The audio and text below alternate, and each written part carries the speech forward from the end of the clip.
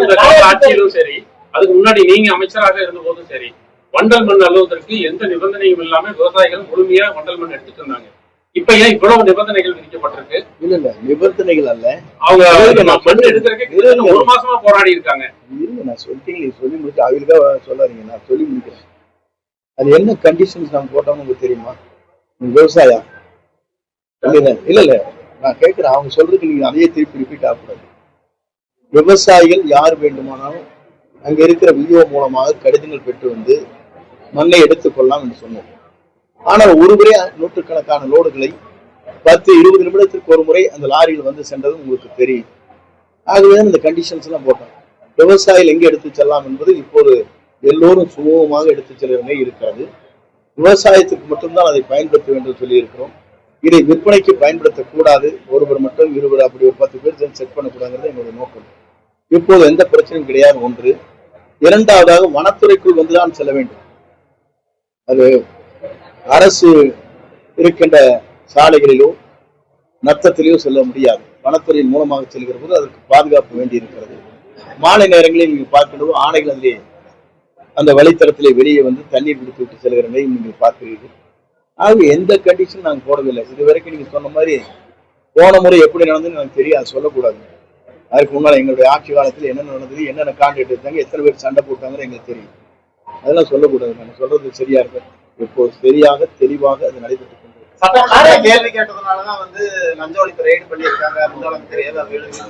லஞ்ச ஒழிப்பை பொறுத்தவரை இன்றைக்கல்ல, யாருக்குமே தனிப்பட்ட முறையில் யாரையும் இந்த அரசு அவர்களுக்கு இடர்பாடுகளை ஏற்படுத்த விரும்பாது.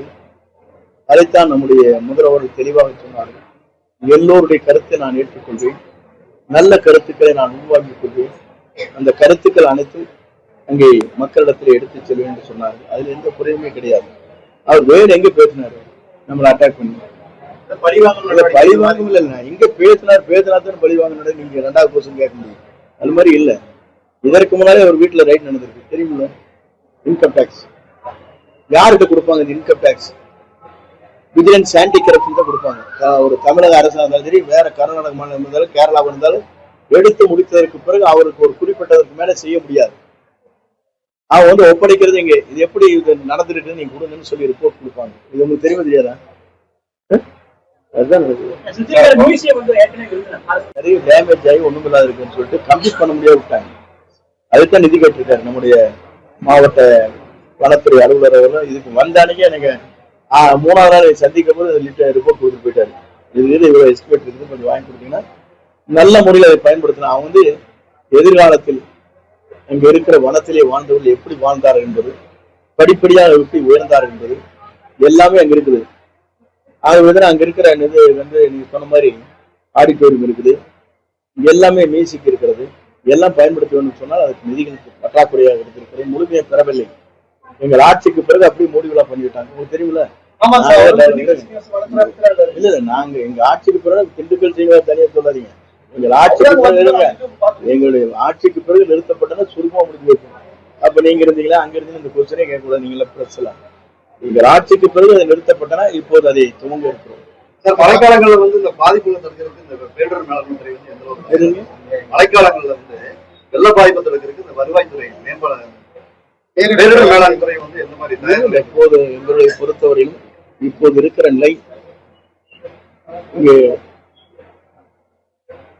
நம்மை பொறுத்தவரையும் தென்மேற்கு பருவமழை குறைவாக இருக்கிறது. நாம எதிர்பார்த்த அளவுக்கு மழைகள் இல்லை. கூடுதலாக மழை வேண்டும் என்பதுதான் நம்முடைய நிலை. அதற்காகத்தான் நேற்றைய தினம் தினமலர் பத்திரிகையில பார்த்திருக்க 12 மாவட்டத்திலே இதே நிலை நீடித்தால் வறட்சி வரலாம் என்று ஒரு எச்சரிக்கையை தந்திருக்கிறார். அது நீங்க பார்த்திருக்கீங்க. ஆகவே அந்த அளவுக்கு தான் இன்றைய நிலை இருக்கிறது.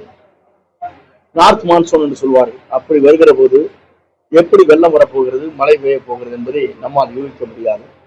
இப்போது இந்த நிலைதான் இருக்கிறது. இதற்கான நடவடிக்கை நம்முடைய பேரிடர் மேலாண்மை துறையின் மூலமாக எடுத்துக் கொண்டிருக்கிறோம்.